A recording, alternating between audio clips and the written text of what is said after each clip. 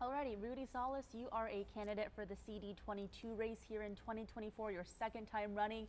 Thank you so much for joining us in studio today. Yep, thank you for having me. Appreciate being here. Rudy, like I said, it's your second time running for this district. Let's talk a little bit more about what you think is going to happen this time around. How does your campaign look different, if at all, from 2022? Yeah, no, absolutely. We know that every election is important, but like I say, this election is super important.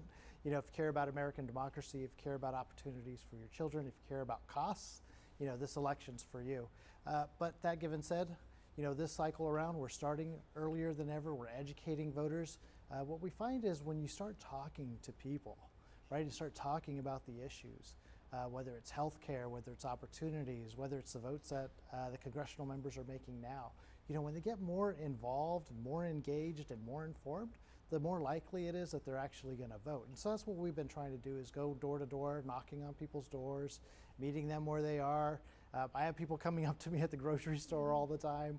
But you know, it's making those phone calls, it's the postcards, it's going door to door. But more than anything, just letting people know that this election is important. This election is about you and your family. And I know, going back to 2022 really quickly, last time around too, you beat the incumbent Valadao in the primary. And then in the general election, the results kind of flipped. You lost by a slim margin, by about 3 percentage points. What do you think happened that time, Rudy? And again, I know you've been door knocking, like you said, but how do your efforts this time, hopefully for you, kind of reverse those results and let you get into Congress? Yeah, no, absolutely. We know last cycle was a very low turnout. You know, we need just kind of motivate people to get out and vote and let them understand why this is so important to them. We know in November, you know, people were dealing with a lot of national issues. It was raining on election day, and we had a really low turnout even for the Central Valley, and especially for this district. It was historically one of the lowest. One of the better things about this cycle, though, is we know it's a presidential year. We know people are more engaged, people are paying attention more, but it behooves us to make sure that we're talking to those voters, going door to door to increase that voter turnout. And historically, looking at this district and looking at the state of California and the Central Valley, more people do turn out in presidential years, but you know, we don't want to rest on that. We want to make sure that we're talking to voters. I think American democracy is best served when more people are voting. When we could get every eligible voter to go out and vote, that makes our democracy strong, and that's what we're going to do. We're going to make sure that we get those turnout numbers up, make sure people understand why this is so important, and hopefully they turn out in mass on election day. So Rudy, you have hope that higher voter turnout will help you? Absolutely. Okay. What about, there is another Democratic candidate in this race, as you know, State Senator Melissa Hurtado. Do you have any concern that the votes could be split between you and Hurtado, who is again the other Democratic candidate in this race? You know, we're working hard to get every Democrat out to vote that we can. I know that the higher the numbers are, the more people that vote, the better I feel. You know, I could tell you, going out on the campaign trail and talking to voters, people are just excited, not only that we're on the ballot, but that we actually have delivered for the area, right? We brought in millions of dollars. Lots of stories you guys have covered here, whether it's, you know, the cancer center, you know, the community college buildings, you know, our community service oriented stuff, whether it's increasing, doubling the size of nurses, for instance, here at our local colleges. But, you know, for Ms. Hurtado, I would say, you know, there's differences between the two of us. Right? You know, one of the things, I have the backing of like over 130 elected officials and organizations because they believe in our campaign, but really believe in what we've been able to do. And so when you look at our record, I think that's why you see a lot of people that have come behind our campaign. We're going to get a bit more into the endorsements down the road, but again, to re-ask the question, is there any concern about Democratic votes, about votes being split between the two Democratic candidates? Is that a concern for your campaign? For my campaign, we're just concerned about getting Democrats out to vote in general, but getting everybody to vote, every eligible person to go vote. We know that there's 4 people in this race, right? There's 2 Republicans, 2 Democrats. You know, I'm fortunate that I received the party endorsement from the Democratic Party and a lot of the organizations. But you know, for me, at the end of the day, it's just about turning out that vote. That's what I'm worried about. And you mentioned the endorsements. Like you said, you have a lot of high-profile endorsements like Speaker Emeritus Nancy Pelosi, Governor Newsom, right, from within the Democratic Party. But also just yesterday, Monday, it was announced that the DCCC has included you as part of their Red to Blue program, which is essentially dedication at the national level to support your campaign however they can. Does part of that support include the door knocking that you mentioned, getting people out on the field, actually saying, hey, you know, this is who I am, this is why you need to vote? In what ways are you hoping the DCCC can help with your campaigning? Yeah, you know, we've been fortunate enough to receive a ton of endorsements, not only from the National Democrats and the governor and U.S. Senator Padilla and 120 other folks and organizations. But, you know, at the end of the day, it's about getting people out here in the Central Valley to vote. And, you know, I appreciate everyone's endorsement, but we're the ones out there knocking on the doors, and so I appreciate their endorsement. But it does help when people are like, okay, who are people in my party supporting, and why are they supporting them? Why does Rudy Salas have so many people endorsing him and supporting him? And they start looking at my record, right? They start seeing everything that I've delivered, the millions of bringing taxpayers' dollars back into our area. Like, those are the reasons people are on board with our campaign, and I think that's why you continue to see me gaining that momentum, continuing to gain that support. So whether it's at the national level or here locally, like, you continue to see that, because at the end of the day, people want somebody that's going to make a difference in their lives. And not only have I done that and shown that, but I want to do that at a bigger scale. I want to do that on the national level, because we know that there's still a lot of problems. So whether we talk about infrastructure, we talk about healthcare, we talk about freedom, like, we need to make sure that those protections are there, but really that we're bringing those tax dollars back into our community, because we need it so desperately here. Rudy, what are some examples of how you've brought taxpayer dollars back into our community? Yeah, absolutely. So we've been very successful in bringing tax dollars back, not only for our community colleges over at Bakersfield College and Cal State Bakersfield, doubling the size of the nursing graduates for the next decade, building new multi-use facilities at the different extension campuses like the Delano Extension Campus, the welding program, saving Kern Medical from closing its doors, right? So our only trauma center in the entire region. The $10 million that we did for the Cancer Center, building a 911 dispatch center, our public safety, police buildings, fire trucks, like, you know, the list goes on, and safe drinking water wells like we did out in Delano and out in Corcoran. You know, those things I think matter to people, because they're like, look, this is something that Rudy's done here locally. And I know that he's, you know, one of us because he was born and raised here, right? I grew up, you know, working in the fields with my dad, right? I know what a hard day's work is. And so, you know, my job, bringing in those resources to tackle our problems, to provide people with opportunities, is paramount for me. And that's why I want to get at a bigger national level, at a bigger table, to make sure that I'm doing that in a very large way. So when you do that at that federal level, what are your top 3 priorities, Rudy? Yeah. Fixing healthcare, for one, making sure people have access. Our water pipes here in California still need to be addressed, and they still need to be fixed, right? And then providing opportunities. So whether that's job skills or whether that's providing more opportunities for our students, we need to make sure that we're capitalizing on all of those, right? That's a big difference between me and the incumbent, Mr. Valadao, right? Where he had an opportunity to not only just talk about these issues, but actually vote on them in a real way. You know, he voted against, you know, capping the price of our healthcare premiums. He voted against, like, capping the price of insulin, knowing that we have one of the highest diabetic rates in the entire country right here. In fact, you know, just a couple months ago, Mr. Valadao voted to cut veterans' benefits. He voted against Meals on Wheels for seniors, right? And, you know, and we know that a few months before that, he voted to increase taxes on every homeowner, right? Those are things like we should be doing here in the Central Valley. We should be making life easier. Mr. Valadao has been making life a lot harder for people.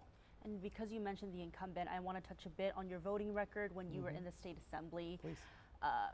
You have 2 ads that have run so far in this election cycle. The first one talks about you winning overtime pay for farm workers. Yes. Let's start with that. Tell us more about that. Which bill or bills guarantee that? I believe it was AB 1066. Again, what was the discussion process like for that bill? And ultimately, why did you end up voting yes for that bill? I support farm workers. My family and we grew up as farm workers. So I'm going to do everything to make sure that farm workers are taken care of and that they're respected, especially for the hard work that they do. When we talked about farm worker overtime, it was real simple. It's like, the kid at McDonald's in an air-conditioned building is getting, paid overtime, where farm workers who are working in 110-degree weather out in the sun were not. They were excluded since the New Deal, since FDR, since Franklin Delano Roosevelt, right? And so, when this issue came up, is like, why is this group of workers, why are farm workers excluded from having overtime for decades and decades?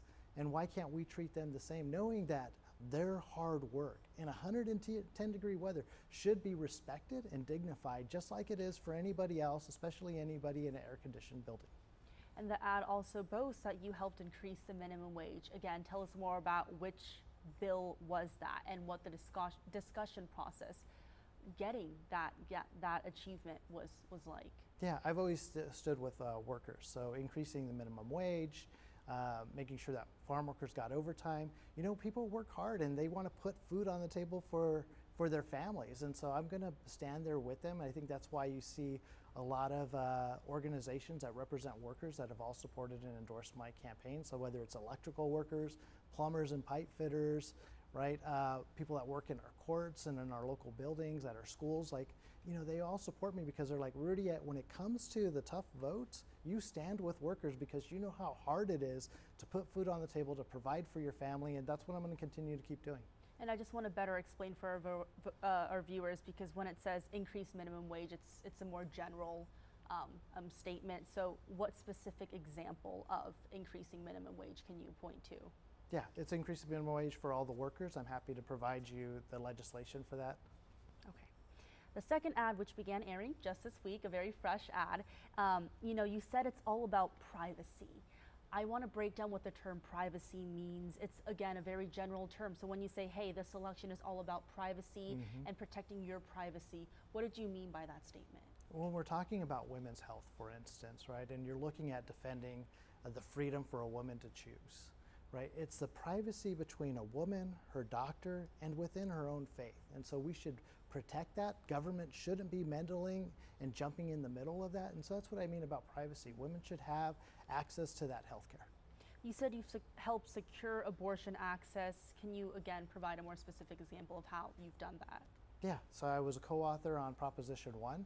I was happy to do that because, like I said, we need to defend a woman's right to choose, defend her freedom to choose. And like I said, that decision needs to not involve government. It needs to be between a woman, her doctor, and within her faith. I want to compare your ads a bit to Representative Valadao's first ad, which started airing this week. I mean, his focus is specifically on the border crisis. He calls it Mayorkas and Biden's border crisis and mentions cartels and the resulting drugs and crime. That's a very stark difference from what your ads have been focused on, whether it's overtime for farm workers, minimum wage, healthcare, abortion access. Tell us more about what you make of the difference in advertising and the difference in priorities. Yeah, my ads are focused on things here locally, right? Focused on people, trying to make life better for families here in the Central Valley. Mr. Valadao's ads are focused on very national issues, and I don't know if it's because he spends so much time in DC, he's focused on these national things, whereas my ads are focused here locally, and my focus has always been about our local families, and it's going to continue to be so. But what is your take also on some of those national issues, which you will inevitably have to also manage once you get to Congress? So let's start with border security. Where do you stand on border security? Yeah, no, we definitely need to make sure that our border's secure, but we need to also have immigration reform, right? We need to make sure that we have a process for people that are trying to get into this country legally in a real way. So when I talk to people and people approach me here locally at the park or at the grocery store, one of the things that they tell me is, it's, Rudy, what's really hard is having to wait 5, 10, 15, 20 years from the U.S. government on an answer. Whether it's yes or whether it's no, we can live with that. But having to wait 15, 20 years for the U.S. government to just tell us yes or no on their immigration status is really what's really driving this crisis, I believe, and that's what we need to do. We need to make sure that we have enough people in Homeland Security so that we can get these answers to people in a very reasonable way. And I know in Congress right now, the border crisis is often tied into funding for Israel, funding for Ukraine. Just to talk about foreign policy super quickly, where do you stand on funding for Israel and also continued funding for Ukraine? Yeah, look, we need to defend democracy. We need to defend freedom. We have strong allies, and I grew up where you stand with your friends and you defend your friends, and so you defend your community, and so we need to make sure that we're not only the beacon for democracy here at home, but also internationally as well, and so I support the funding. Funding for both countries? Yes. Okay, alrighty. And really quickly, to talk about 2022, once again, as you know, CD22 was one of the most highly contested and expensive races nationwide. This year as well, it seems that there's movement by both parties to do whatever it takes to keep or take over CD22. Will it be months of attack ads again? I think last time around we saw some vicious advertisements from both camps, from the Valadao camp, from the Salas camp. How are you expecting to advertisements, quite frankly, or interacting with your opponent is going to go this time around? Yeah, like you said earlier, right? A lot of my ads are focused here locally and on local families. I imagine that to continue. But when the PACs get involved, and we know that Mr. Valadao had the most amount of money than any independent expenditures being spent for him across the country. This was one of the most targeted races on their side. I mean, they spent upwards from $15 to $20 million to support Mr. Valadao to attack me. So, we understand that this is a contact sport, but we're going to continue to keep talking to voters. Like we said, if we get that voter engagement up and let people know, like, look, Mr. Valadao just voted to make your health care higher. Mr. Valadao just voted to not cap the price of medicine for diabetes. He just voted to cut Meals on Wheels for seniors. Like, letting people know, like, look, this is what he's doing. And when we do that, people are engaged. And then when they see all of those negative ads, they know that it's just political mudslinging. And they're like, look, here's the facts. We know Rudy, he's been here. We see him in our community. We see him actually deliver. And at the end of the day, I think that's how we're going to win. Are you hoping for a cleaner playing field this time? Oh, I'm hoping for a fair election, and like I said, it's contact sport. We're ready for it, but at the end of the day, it's up to the voters. And I just tell people, look, I'm just trying to do good for the most amount of people. This is home, right? This is where my family is. This is where I grew up, and I'm just trying to do good for home. How do you counter the incumbent's critique that he's most fit to serve the people of this district because he can speak Spanish, he's Portuguese, he grew up on a farm, etc.? Yeah, I would say, I was born and raised here, right? I actually worked out in the fields with my dad and with my family. I've actually delivered. One of the things is Mr. Valadao will talk about a lot of these issues, but where are the deliverables?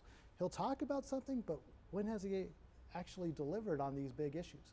You can point to all of the things that I've been able to deliver here, whether it's the cancer center, whether it's the multi-use building that we just did a ribbon cutting for, the doubling of nursing graduates for the next 10 years. Like, there is real things that you can point to that I've been able to do.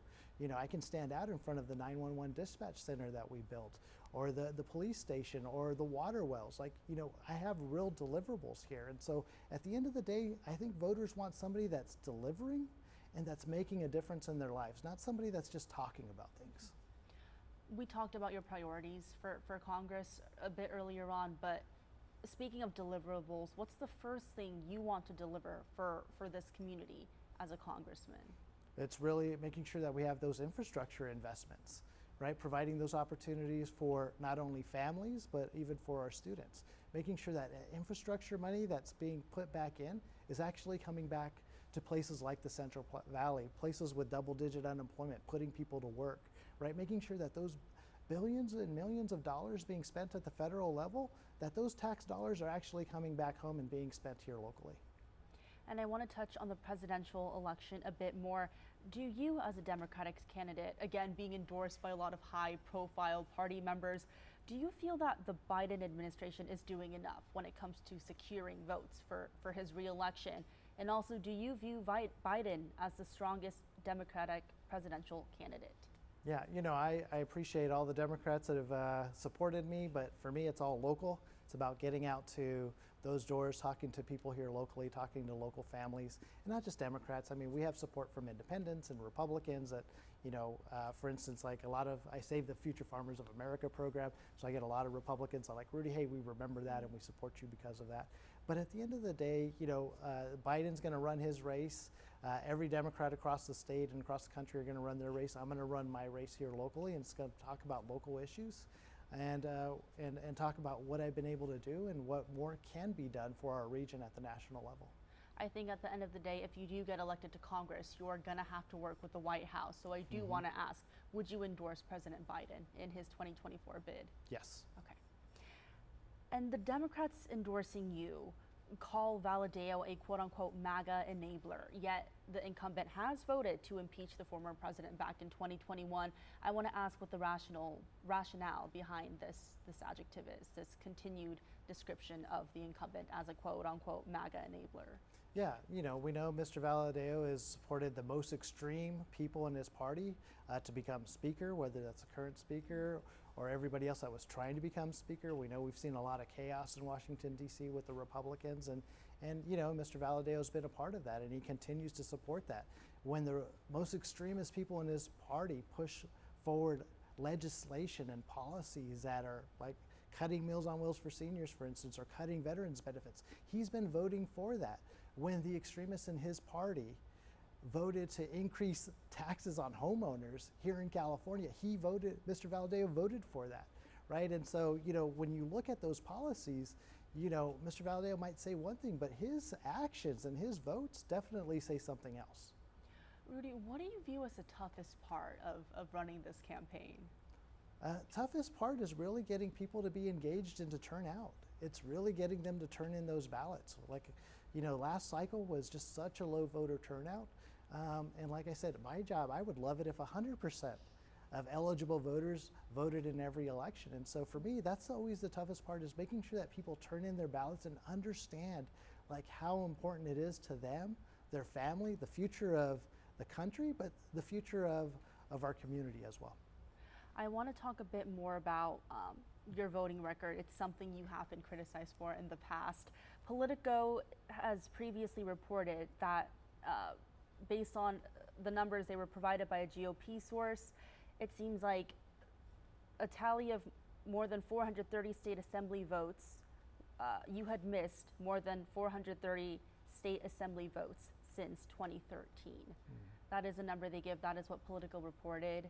I'm not sure if you've countered that number in the past. I haven't seen that article, but I'm sure that's a very small percentage of all of the votes that I've actually cast. When you look at my record and you look at what I've been able to do, it's because we've been able to deliver, right? So obviously they want to, try to paint things a different way, but when you look at it as holistically, I've been there for all of the major votes. We've been there, we've taken these stands. One of the biggest things that your news station and every news station across the country covered was when I actually stood up to my own party and voted no on the gas tax, right? That was a major piece of legislation, and we know the other side continues to say the opposite, even though everyone in the country actually saw that I was the only Democrat in the Assembly to vote no on the gas tax.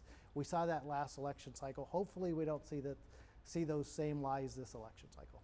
And it seems like in a past interview, you had mentioned that you have a practice of casting votes on only final versions of state bills. Do you still stand by that statement? Yeah, when you look at legislation and policy, it goes through several different iterations. Right. They have amendments on it. This is getting into the weeds, but there's several iterations, and so you want to always vote on that last piece when it's finalized. And so that's usually the one that goes right before the governor. And so you'll see that I've weighed in on a lot of those pieces of legislation. But are you still involved in discussions when it comes to amendments and leading up to that absolutely. Final vote process? So when you're looking at different policies, I always want to ask, how does this affect people back home? How does this affect our families here? And if there's amendments I'll be like, look, if you fix this so that it doesn't hurt people or it helps people here in the Valley, then I'll be able to go ahead and vote for that. And so I give them that opportunity to fix their legislation. Okay, got it. And we kind of transitioned from talking about your opponents to your focus and then back to your opponents, but a few more questions from earlier on I didn't get to quite address. When it comes to State Senator Melissa Hurtado, I'm not sure if you've seen this report, but Dolores Huerta actually called on the state senator to drop out of the race and essentially make room for your candidacy. And so during my conversations with the state senator about that, and again, the DCCC's nationwide support of your campaign, she mentioned that she is the independent Democrat in this race. I want to touch on that statement with you a bit more. You mentioned that you actually went up against your party when you voted against the gas tax. That's correct. There are concerns, Rudy, to put it very bluntly, that you having all these high-profile endorsements may limit your ability to go outside of what the Democratic Party wants. Is that true? No, if that was true, they wouldn't have endorsed me in the first place. What do you mean by Right? that? So I know that I have a lot of support, high-profile people, everyone across, because they see the work that I do. They see the work that I put in, but also my ability to be the bridge, to be a collaborator, and to make things happen as opposed to just sitting on the sideline. I'm not going to do that. I'm going to be involved for our community, and so they know that. I don't agree on every issue, even with the governor or a U.S. senator or the national Democrats. You pointed out my no on the gas tax against my own party.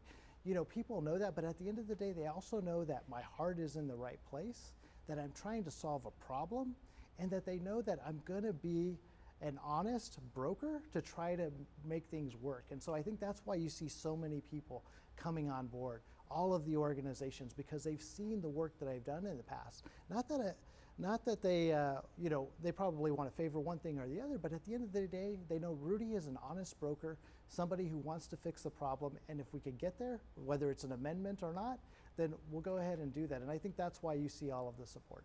So to put a very fine point on it, you having, again, the backing of Democrats locally, statewide, and nationwide does not limit your ability to go outside of party expectations or demands of you. That's correct. I'm always going to do what's right for the Valley, and like I said, I mean, the gas tax was a very big exclamation point on that, voting no on the gas tax. Okay. I'm just making sure I cover all my bases here. What can we expect from you when it comes to, I mean, we're only, you and I are both counting down about 34 days, it might be 35, 35 days out from the March primary. What can we expect to see from Rudy Salas, the congressional candidate, leading up to the March primary? You'll continue to see me working day in and day out, right? We're working every single day, reaching as many voters as we can, whether that's on the phone, whether that's at the door, or whether that's at the local grocery store. You know, we're talking to everybody, telling them why it's so important so that they go out and vote, that there's real differences between me and the other Democratic candidate, me and the Republican candidates, and it's really about your future. What kind of future do you want for our community? Do you want somebody that's delivered, real deliverables to our community, or do you want somebody that continues to just talk about these issues but not actually have those deliverables? And so, you know, we're going to just continue to keep working hard, pushing on that message, getting every eligible voter to go out and vote. And put us kind of in the moment of door knocking. When you approach these voters and you do exactly what you just described, like you explain why you're the best candidate, how they can vote, why they should vote, do you notice that, oh, if it weren't for me, if it weren't for this door knocking, these voters may not have shown up to the polls or may not have cast a vote in this election? Yeah, absolutely. We know it definitely moves the needle. So for instance, I was talking to somebody the other day and they were complaining about their copays and their healthcare premiums, right? They're like, oh my God, every time I go to the doctor, it seems to increase and increase.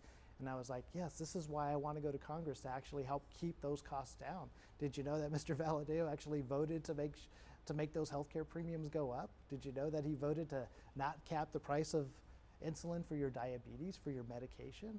Like, you know, when people hear that and they're like, oh, then they start drawing the connection between their vote and the policies that make a difference in their lives. And that's what I want to do, is not only to keep making those connections, but showing them why it's so important to go out and vote. And I want to quickly touch on the Working Family Party. They are the progressive statewide, but recently they have called out current incumbents in the state assembly and senate and also former lawmakers for accepting oil money. You know, State Senator Melissa Hurtado was one that was called out, and so were you. I'm curious, where do you stand on oil? Because during your assembly re-election campaigns, you did accept oil money. And again, you did vote no on the gas tax. So I just want to be very clear on where you stand on oil and energy. Yeah, here in I'm Kern. always going to stand with our workers and our energy sector here in Kern County, right? I've worked with the governor a lot on making sure that those workers are protected, and we've also done things to make sure that we kind of do a win-win for people too. So whether you talk about like the SURF funding, for instance, the Climate Economic Resiliency Fund, which started out as my legislation and then got put into the budget. Again, another deliverable, right? That's now over $1 billion. So as we start looking at things like carbon sequestration and making sure that people that have like good paying jobs are still able to do that in like a clean energy future, that we're taking care of workers both in the petroleum industry and the energy industry and also in the future. And Rudy, do you have any plans for 2026? What your plans might look like for that election cycle? Right now it's just 2024, trying to Yeah. make a difference in people's lives. You know, I mean, it's just kind of who I am, right? Born and raised here. Yeah. Look after your family, look after your community, work hard. So, you know, 2026 and beyond, I mean, my whole thing is just making a positive impact on people and the place I grew up. Right. Is there a chance there could be a re-election campaign or another congressional campaign from you then? Well, let's get through this election cycle, but at the end of the day, I want to make sure I'm making a difference for people. Right. And I do want to touch on one last thing. I was doing a lot of research up on you, going through your history and, you know, the type of lawmaker you've been for folks around here. In the last congressional run, I knew you joined local radio host Ralph Bailey to discuss your congressional campaign. I know a lot happened in that interview, but for months after, even recently, when you announced your second launch for a congressional run, he mentioned that his interview with you showed that you may be unprepared to be in Congress. That was a critique that came from Ralph Bailey. He mentioned the conversations you guys had on the Build Back Better plan, and also that you had no position on voter ID requirements. I just wanted to take the space and ask you, some voters are hearing those critiques about you that Ralph Bailey has mentioned. So how do you counter those critiques, or what do you tell voters who are hearing that? Yeah, and we know that there's going to be people out there that critique and people that actually, you know, subscribe to the far right and to their far right listeners and everything else. And, you know, it's part of the game. It's a contact sport. We'll continue to kind of move forward, but let people know, you know, like, this is what I'm about. This is what I've delivered. And, you know, whether they want to ask about some theoretical things or things that are still pending and things that are up in the air, like, you know, well, we got to wait to see what actually kind of materializes from those things. But I'm happy to weigh in on those and let people know, like, you know, so you mentioned some of these policies, Build Back Better, the Jobs Act, infrastructure, the Inflation Reduction Act, all of these things that actually Valadao voted against that would have brought infrastructure dollars back into the Central Valley. And so, you know, you don't hear that from Ralph or from anyone else. And so, you know, you take it with a grain of salt and we continue to keep moving forward. Last thing I do want to touch on is voter ID, because it was mentioned in that interview, but also one of the first tasks you'll have to complete as a member of Congress in 2025 is certify the results of the 2024 election. So I want to ask, how do you feel about election integrity, whether it's locally, statewide, or nationwide? And where do you stand on voter ID requirements now, 2 years later? Yeah, look, first and foremost, I'm an American first. I believe in American democracy. So whatever the election results are, I'm going to accept them, right? Every vote, every person has a vote. Every eligible person that casts that vote, they should do that. Like I said, I feel American democracy is best served if we could get 100% of eligible voters to vote, right? So first and foremost, definitely that. But yeah, we need to make sure that people are out there voting, that we need to make sure that they're eligible and that they're doing that. You know, and we've seen this. I know there's criticisms on both sides, the left, the right, the Democrats, the Republicans, you know, but it seems like people only criticize something when they lose, right? And so, you know, when they had, for instance, the recall on Governor Newsom, nobody criticized the election integrity then, but when, you know, former President Trump lost and there was all this criticism. So, you know, you have to take it with a grain of salt, but at the end of the day, I think the people that work at the elections office, at the Secretary of State, they're doing the right thing. They care about America, they care about our democracy, and they want to make sure that every eligible vote is actually counted. And we need to make sure that we respect that as Americans and we respect our American democracy. Rudy, that's it for me, but is there anything else on your second congressional run that you want to address? Anything I missed? No, I think that was pretty thorough, but thank you. I appreciate it, and we'll be around. I appreciate you being here. Thank you so much for your time, Rudy. Thank you.